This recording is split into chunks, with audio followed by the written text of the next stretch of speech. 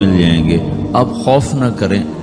آگے ساری منزلیں آپ کے لیے آسان ہیں، آپ کے لیے جنت بھی تیار ہے، رب بھی مہربان ہے۔ اور حدیث پاک میں آتا ہے کہ ملک الموت اور 4 فرشتے آتے ہیں، وہ 4 فرشتے اس کو سہلاتے ہیں، دباتے ہیں کہ موت کا درد اسے محسوس نہ ہو، اور ملک الموت فرماتے ہیں ایتھا النفس الحمیدہ کانت فی الجسد الحمید اخرجی، اے نیک روح جو نیک جسم میں تھی باہر آؤ۔ کیا کرو؟ وَأَبْشِرِي بِرَوْحٍ وَرَيْحَانٍ وَرَبٍّ رَاضٍ عَنْكِ غَيْرِ غَضْبَانٍ، آپ کو بشارت ہو آپ کے لیے جنت تیار ہو چکی ہے، اور وہاں کی ساری نعمتیں آپ کے لیے میسر ہو چکی ہیں، اور اللہ آپ پہ راضی ہو چکا ہے، اور اللہ آپ پہ خوش ہو چکا ہے۔ اس پر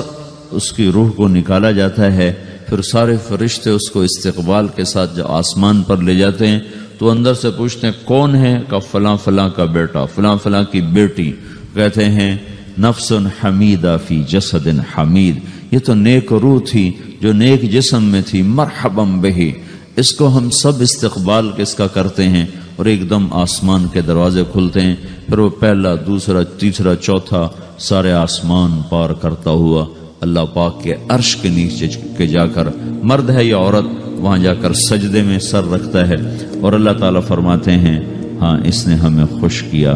ہم اسے خوش کریں گے، اور اس کو عافیت کے ساتھ وہاں آسمان میں، پہلے آسمان سے لے کر اللہ کے عرش تک یہ سب ویٹنگ روم بنے ہوئے ہیں، جہاں اللہ اپنے اپنے درجات کے مطابق جنت والوں کو ٹھہراتا ہے، اور وہ انتظار گاہ ہے، اور وقت ختم ہو جاتا ہے، لہذا انتظار کی جو تکلیف ہے وہ بھی ختم ہو جاتی ہے۔ وقت ختم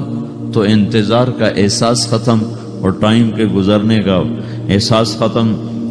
تو جیسے اصحاب کہف کو اللہ نے غار میں داخل کر کے تو غار کے اندر سے وقت کو نکال کے باہر پھینک دیا، باہر 300 سال گزرے، اندر آدھا ہی دن گزرا تھا۔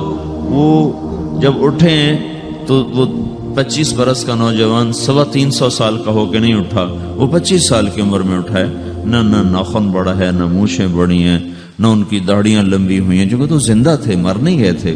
تو زندہ کے تو بال بھی بڑھتے ہیں، ناخن بھی بڑھتے ہیں، لیکن وہ اس طرح اٹھے کہ 300 برس گزر گئے، اور 25 برس کا نوجوان 25 سال کی عمر میں اٹھا ہے، 20 برس کا 20 برس کی عمر میں اٹھا ہے، اور وہ کہنے لگے کم لبثنا، میں کتنا ٹھہرے ہیں؟ کہ یومن او بعض یومن، لگتا ہے کوئی دن، آدھا دن ٹھہرے ہیں۔ وہ صحیح کہہ رہے تھے۔ باہر